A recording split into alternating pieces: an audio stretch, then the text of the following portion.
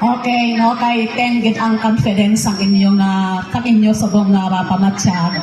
So this is your question. Naniniwala ka ba sa kasabihan na ang puso ng pagiging kampyon ay unang umuusbong sa paaralan at bakit? Thank you for that wonderful question, Ma'am. Oo, naniwala ako sa kasabihan na ganyan.